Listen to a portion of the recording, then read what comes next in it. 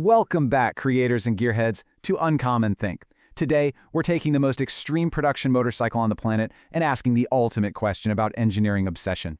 The Kawasaki Ninja H2R is widely considered an untouchable masterpiece. For most people, it represents the absolute peak of factory engineering, a supercharged track monster that breathes fire and honestly seems to violate the laws of physics. You just don't touch perfection, right? Well, in this explainer, we're diving straight into the minds of the tuners, builders, and absolute mad scientists who look at perfection and decide, yeah, it simply isn't fast enough. To really understand the madness of modifying this machine, we first have to respect what it is right out of the box.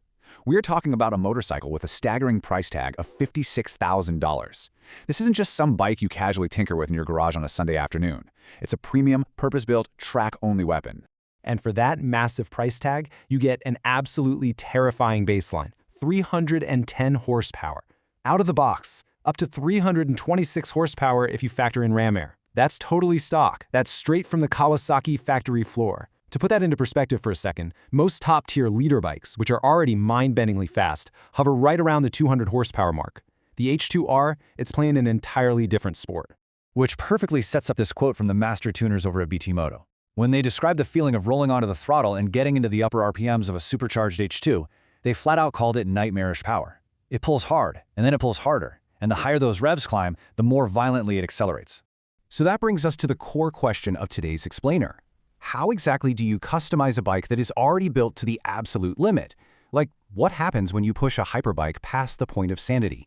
We're going to break this down into 3 distinct phases of modification, looking at the exact parts, the engine tuning, and the extreme maintenance required to keep this whole thing from blowing apart. Phase 1. Bodywork and unsprung weight. Okay, if you want to go faster, you don't just add power right away. You shed mass and refine the aerodynamics. But first, let's talk about the H2R's legendary paint job. It looks like a pristine black chrome, but according to the experts at Stardust Colors, it's actually not standard chrome paint at all. Achieving this mirror-like, ultra-glossy finish requires a highly specialized manual process. Factory painters lay down a metallic base and then carefully apply multiple layers of transparent black lacquer and a UV Cure clear coat. Modifying or even color matching this bodywork is incredibly difficult, because each bike's finish is effectively handmade. Beyond that gorgeous paint, Kawasaki heavily relies on carbon fiber to keep the H2R as light as possible, specifically using that lightweight strength for those aggressive aerodynamic wings. When builders start customizing this, they'll often swap out those standard carbon components for specialized weaves, like forged carbon, just to give it that marbled stealth fighter aesthetic. But more importantly, if we're looking for real, tangible performance gains, we have to look down at the wheels.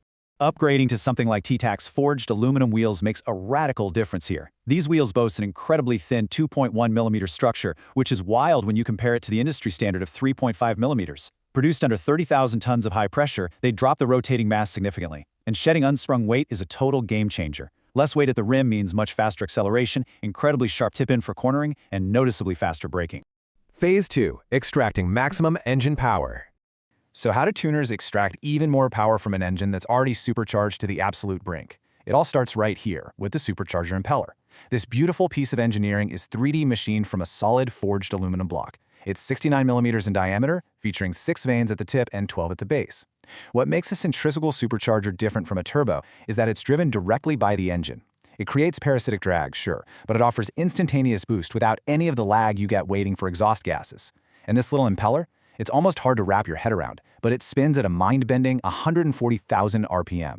You obviously can't just bolt any standard bearing onto a shaft spinning at 140,000 RPM. To actually survive that kind of speed, Kawasaki's thrust bearing structure utilizes highly specialized ceramic ball bearings. It also features an oil film floating damper mechanism to control the extreme axial and radial vibrations. This ensures the impeller stays perfectly aligned when that massive boost kicks in. It's honestly fascinating how much cutting-edge engineering goes into just keeping this one tiny component stable. Powering that impeller is a really intricate planetary gear train which steps up the rotation speed coming off the crankshaft. This assembly is incredibly complex, but what's brilliant is that it's entirely lubricated by the engine's oil rather than a separate system, saving crucial weight and space. When this gear train spins up, forcing massive amounts of air into the engine, it creates a very distinct, super aggressive whistling sound. It basically turns the bike into what tuners lovingly describe as a screaming blow dryer going down the road. But physical hardware is really only half the battle. To actually use all that extra air, you have to break into the bike's brain. Tuners like BT Moto and Woolwich Racing have cracked the code to flash the ECU directly through the OBD port in the tail of the bike. That's a huge deal, because it means you no longer have to rip the whole motorcycle apart just to pull the computer out. Flashing the ECU allows tuners to completely remove the factory throttle restrictions, which famously caused the stock H2 to kind of lay over and lose power up top. It also adjusts the ignition timing, optimizes the fuel maps, and enables some incredible race tools like launch control and an auto blipper for totally seamless downshifts. So what do all those electronic adjustments actually translate to when you strap it to a dyno? The results are completely staggering. The street-legal Ninja H2 jumps from a baseline of 200 wheel horsepower up to 238 horsepower. But the real star is the track-only H2R. With a proper tune, smoothing out that aggressive fuel delivery up top, they pushed a stock H2R from 247 wheel horsepower up to a massive 272 wheel horsepower. That is nearly a 30 horsepower gain just by perfectly calibrating the air, fuel, and spark. And out in the real world, that data translates to pure violence. BT Moto tested the Street H2 before and after tuning. In a 60 to 130 mile/hour roll-on race, the stock bike did it in 4.6 seconds. After the flash, that time plummeted down to an eye-watering 3.9 seconds. And get this, that was starting in second gear, because first gear just utterly obliterated the rear tire from the sheer torque. Phase 3. Handling the nightmarish power. If you're going to successfully unlock 270-plus horsepower and drop your acceleration times into the 3-second range, you desperately need the mechanics to bring it all to a stop. I mean, stopping a 300-horsepower juggernaut requires brakes that border on industrial grade. Kawasaki actually partnered directly with Brembo to design a bespoke system just for this bike. Up front, you have the race-proven Brembo M50 monoblock calipers, but the real magic is actually in the pads. They developed a brand new sintered pad material specifically for this project, designated BRM11G. It's designed to bite incredibly hard and dissipate the massive heat generated when hauling this missile down from triple-digit speeds.